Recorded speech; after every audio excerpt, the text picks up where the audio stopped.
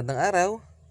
Dahil 2 months mahigit na nga po ang aking mga alagang hito ay grower feeds na po ang papakain ko.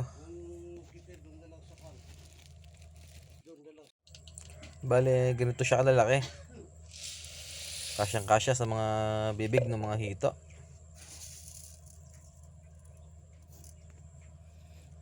Kaya tara, magpakain tayo.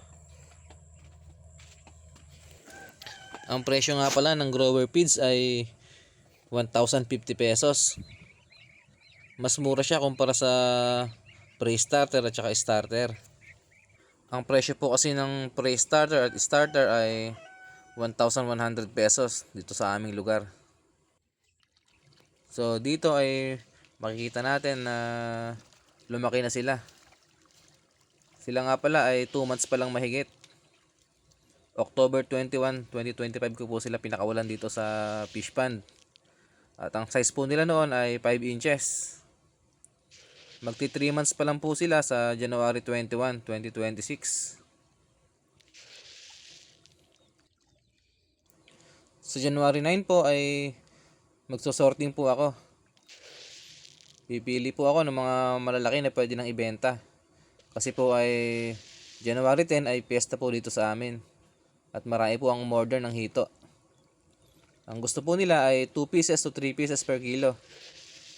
At marami naman na po ako nakita na malalaki na rin na pwede nang harvestin. Tapos sa January 21, kung kailan sila magti 3 months, ay tsaka ko sila i-harvest lahat. Nakausap ko na rin naman yung aking mga reseller na kukuha sa akin pag nag-harvest ako dito.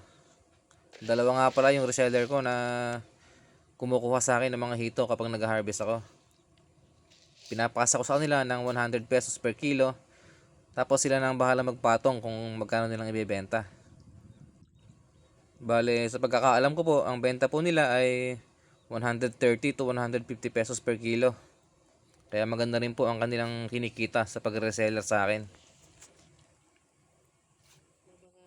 Malaking ginhawa na rin po sa akin yun kasi hindi na ako mahihirapang humanap ng mga buyer o pa isa-isang bibili.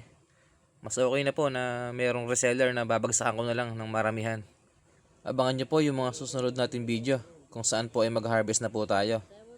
Maraming salamat. Happy farming!